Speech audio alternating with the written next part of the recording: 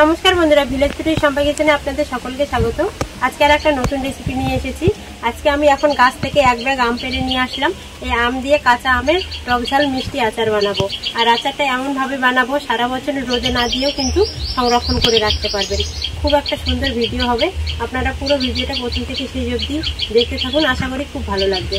তাহলে চলুন বন্ধুরা, আচারটা বানিয়ে নেওয়া যাক।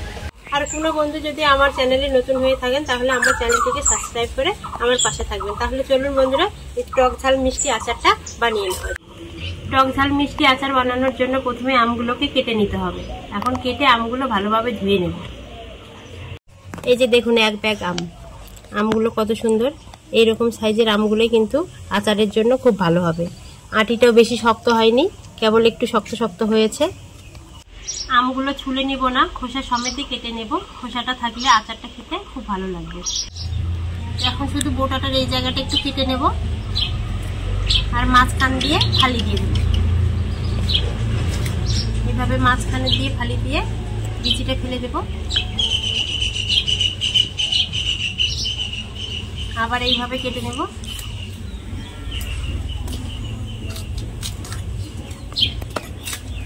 এইভাবে পিস পিস করে নেব। এই যে বন্ধুরা, এইভাবে পিস পিস করে নেব আমগুলো। আপনারা চাইলে এর থেকে বড় করতে পারেন। এইভাবে করে নেব এখন সব আমগুলো। এখন কেটে কেটে জলের মধ্যে আমগুলো দিয়ে দেব। ওই রকম করে দেয়, আমার ছেলে দিচ্ছে আমগুলো জলের মধ্যে কেমন করে। এইভাবে মাঝখান থেকে ফালি দিয়ে নেব। আটিগুলো কেবল একটু একটু শক্ত হয়েছে। এইরকম আচারটাই খেতে কিন্তু ভালো লাগবে আমগুলোর। এইভাবে ফালি দিয়ে নেব।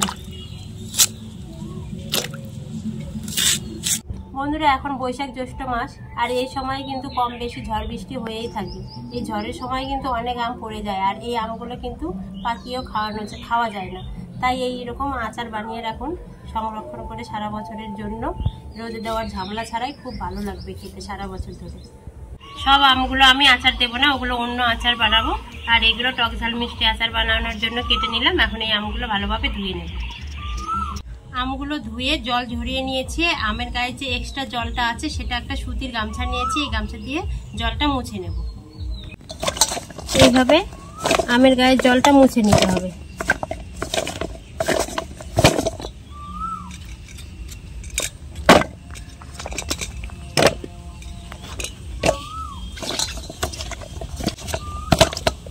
সবগুলো আমের গায়ে থেকে এরকম জলগুলো মুছে মুছে নেব।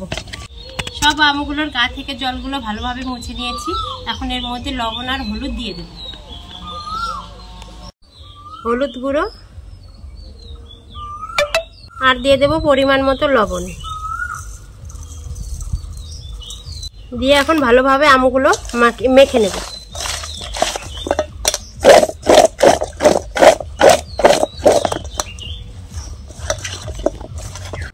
লবণ আর হলুদের সাথে আমগুলো ভালোভাবে মেখে নিয়েছি। এখন এই চালার মধ্যে দিয়ে দেবো আমগুলো, দিয়ে একটুখানি রোদে দেবো 2-3 ঘন্টার জন্য।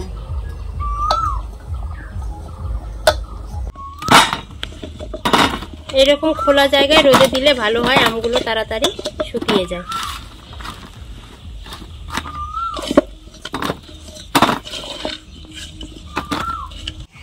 বন্ধুরা, এখন এই আমগুলো রোদে দিয়ে আসবো 3-4 ঘন্টার জন্য।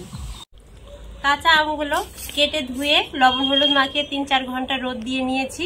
একটু একটু করে শুকিয়ে গেছে। এখন আচারটা বানিয়ে নেব। এই যে আমের যে খোসাটা হয় সেটা একটু শুকিয়ে শুকিয়ে গেছে, এইরকম করে নিতে হবে।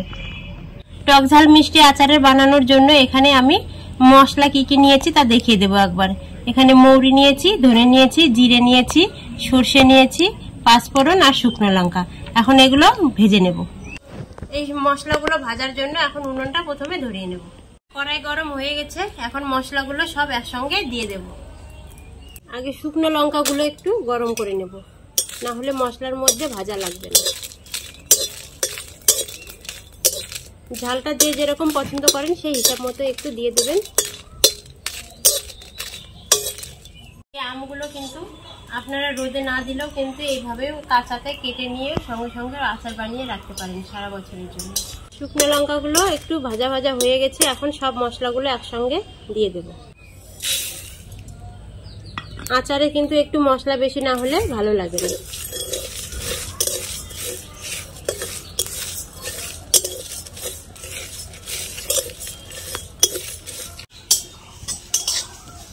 এই যে এইরকম করে ভেজে নিয়েছি। খুব লাল লাল করলে আবার মশলাটা তিতা লাগবে। সরষেগুলো ফুটতে শুরু করেছে আর ভাজা হয়ে গেছে, এখন নামিয়ে নেব। বন্ধুরা, মশলাটা ভেজে তো নামিয়ে নিয়েছি। এখন কড়াইয়ের মধ্যে তেল দিয়ে দিব আচার বানানোর জন্য। আর যে কোনো আচার বানাতে গেলে কিন্তু সর্ষের তেলটাই আপনারা দেবেন। সর্ষের তেলে আচার, যে কোনো আচার কিন্তু ভালো লাগে খেতে। সর্ষের তেলটা একটু বেশি পরিমাণেই দিতে হবে, আপনারা আপনাদের পরিমাপ মতো দিয়ে দেবেন। এখন শুকনো লঙ্কা আর 5 ফোড়ন দিয়ে দেব তেলের মধ্যে, আর দিয়ে দেব আজওয়ান। তেলের আঁচটা কিন্তু খুব কমে মিডিয়ামে রাখতে হবে, না হলে মশলাগুলো কিন্তু পুড়ে যাবে।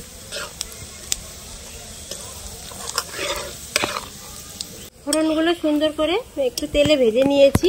এখন এর মধ্যে দিয়ে দেব চিনি। ফোড়ন থেকে একটা সুন্দর গন্ধ বেরিয়েছে, এখন এর মধ্যে চিনি দিয়ে দেব। যেহেতু আচারটা আমি টক ঝাল মিষ্টি বানাবো, তার জন্য একটু চিনি দিয়ে দেব। এখানে হাফ বাটি চিনি নিয়েছি, চিনিটা এখন তেলের মধ্যে দিয়ে দেব।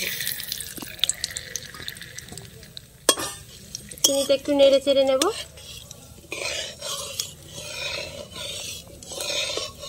তেলের মধ্যে চিনিটা একটু গলে গেছে, এখন এর মধ্যে রোদে দেওয়া শুকনো আমগুলো দিয়ে দেব। এখন আমগুলো দিয়ে দেব।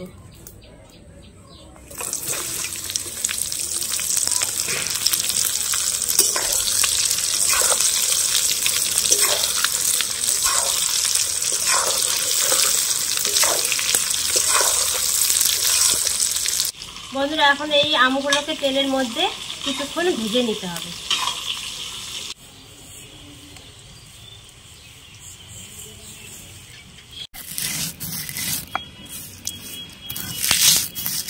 মশলাটা কিন্তু খুব মিহি গুঁড়ো করব না, একটু আদা ভাঙা করব। যে কোনো আচারের কিন্তু মশলা একটু আদা ভাঙা করে দিলে আচারটা কিন্তু খেতে ভালো লাগে, মশলাগুলো মুখে পড়ে।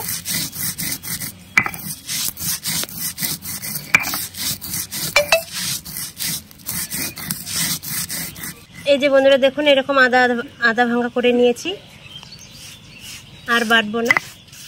তেলের মধ্যে 4-5 মিনিট আমগুলোকে ভেজে নিলাম। এখন শুকনো মশলাটা দিয়ে দেব, ভাজা মশলাটা।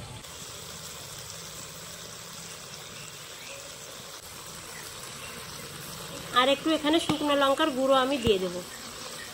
আপনারা চাইলে এই শুকনো লঙ্কার গুঁড়োটা নাও দিতে পারেন।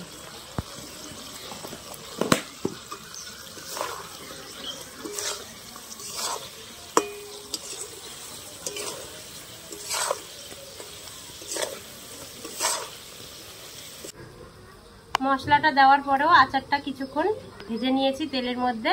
আচারটা হয়ে গেছে, এখন নামিয়ে নেব। আর একবার দেখিয়ে দেব আপনাদের। এই যে দেখুন বন্ধুরা, আচারটা কত সুন্দর হয়েছে। আমি একটু তেলটা বেশি দিয়েছি। এই আচারের তেল দিয়ে একটু মুড়ি টুটি খেতে খুব ভালো লাগে, তাই তেলটা একটু বেশি পরিমাণে দিয়েছি। এর মধ্যে এখন একটু আমি ভিনিগার দিয়ে দেবো। আপনারা যদি সারা বছর সংরক্ষণ করতে চান তাহলে একটু ভিনিগার দিয়ে দেবেন, তাহলে আচারটা রোদে না দিয়েও কিন্তু সুন্দরভাবে থেকে যাবে।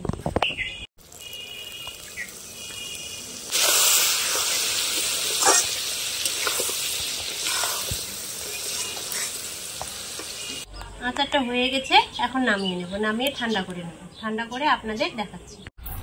বন্ধুরা, আচারটা ঠান্ডা করে বাটিতে ঢেলে নিয়েছি।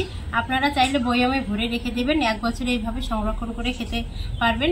আমি অল্প একটু বানিয়েছি, এগুলো কিন্তু 2-1 দিনের মধ্যে শেষ হয়ে যাবে, তাই পরে বয়ামের মধ্যে ঢেলে নেব। এখন একটু টেস্ট করার জন্য নিয়ে নেব।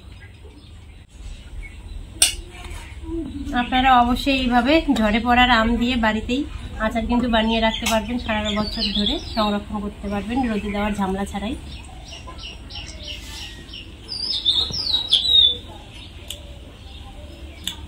আচারটা খুব সুন্দর হয়েছে, টকটক ঝাল ঝাল, আবার মিষ্টি মিষ্টি।